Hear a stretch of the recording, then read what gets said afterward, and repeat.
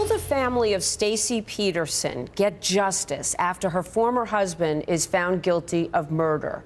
She's the fourth wife of former Illinois police officer Drew Peterson, who was convicted on Thursday of murdering his third wife, Kathleen Savio, back in 2004. Peterson charged in the death only after his fourth wife, Stacey, vanished in 2007. And Stacey's family hopes that the conviction will finally bring justice for them. David Schwartz is a defense attorney, former prosecutor. Vikki Ziegler is a civil attorney and adjunct professor at Fordham Law School. Great to have both of you here. Thank you.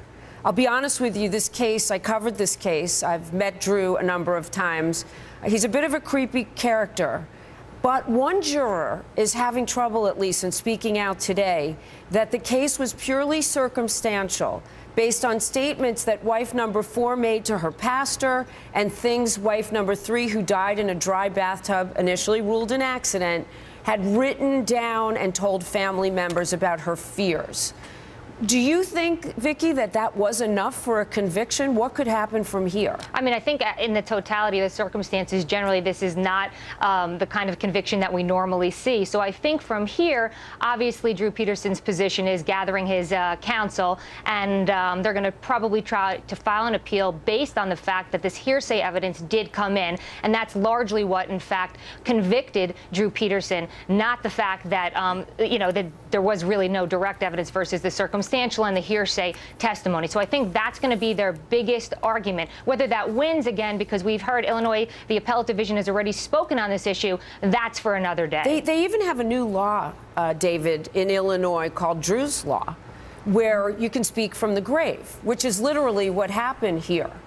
And the question, I think, is, I don't know what remedies there could be for him after this, but how much weight does this conviction hold in pressing charges about Stacey Peterson, wife number 4, who's still missing, presumed dead? Well, I don't think it should hold any weight at all, Jamie. Every case is different. Every fact pattern is different. And the reality of the circumstances are that this whole case may be overturned by an appellate division, because this law drives a dagger into the heart of the Sixth Amendment of the United States Constitution. It drives a dagger in the most basic right that a criminal defendant has in the courts of our country, and that is the right to confront witnesses, the right to cross-examination. That is the most basic right, and what this law does, it really drives a dagger into that. We have opened up a tremendous slippery slope and a very dangerous precedent. But the Supreme Court spoke on this, didn't they, David?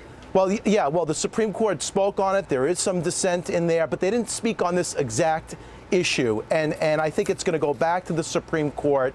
And the Sixth Amendment, and certainly Judge Scalia has really spoken up on this issue, on the right to confront witnesses, the right to cross-examination. Sure. This is extremely dangerous. This is what our system is based on. Vikki, you're a professor, yes, right? So what do you tell your students when they say, okay, hearsay can come in, but if it's just hearsay, what do you tell them in terms of either prosecuting or defending a case that's purely based on this hearsay and circumstantial evidence? I mean, it's so to me amazing, the Drew's Law codification that went into the federal rules of practice. We're also talking about common law forfeiture of wrongdoing, and that's been in existence in Illinois for over 167 years. So I think it's going to be an uphill battle in the appellate division, as well as going to the Supreme Court. But I would absolutely tell my students, you have to understand the hearsay laws, you have to understand the hearsay exceptions, because there are several of them, a dozen perhaps or so, 20 to 30. But you also really have to understand the facts of the case. And if, in fact, there is a situation like Drew's Law or the doctrine of the forfeiture of wrongdoing, understand the ramifications and how to get that evidence into the court. This case was purely a conviction by the jurors based on the fact that this hearsay evidence came in. Period. The end. But there's another part of that too, Vikki. The case was based on the fact that years later they exhumed Kathleen Savio's body, did a second autopsy after the initial one was ruled accidental, and then brought the charges for the first time. And David, I want to tell you, when I was there, and tell me how you would handle a defendant like this. Drew was very cocky.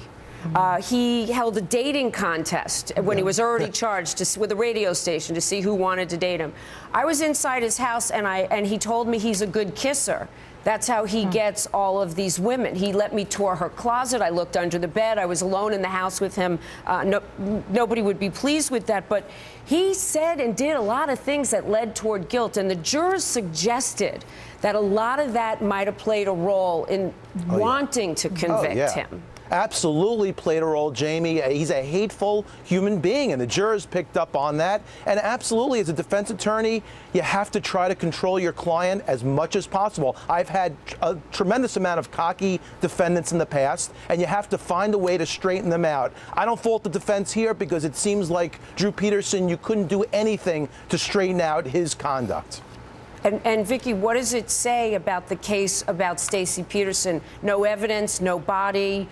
Where do they go from there? It's going to be very difficult. Do they bring charges? Yeah, I think they do ultimately. I think the DA is looking at the hearing, the testimony that was taken in 2010, because he was found by Judge Wright by a preponderance of evidence to have killed Kathleen Savio and Stacey Peterson. The problem is, of course, as you said, there's no body. But as time goes on, it's been 5 years. She's missing. There is a presumption that she may be dead, but there is no proof at this point. They're going to look at electronic data, phone records, and all the information that they're going to gather. And we hope that justice gets served. I just hope that they stay on the case, because the Bolingbrook Police and the police department, Illinois, very, very busy. Just one last thing. In their house, in the little girl's room, she had embroidered, it said, "I have an angel in my life, and his name is Daddy." There's kids here. Tragic story all the way around. Oh, yeah. Thanks for being with me. Thank you. David and Vikki, good to see you. Thank you. Eric? Jamie, Pennsylvania.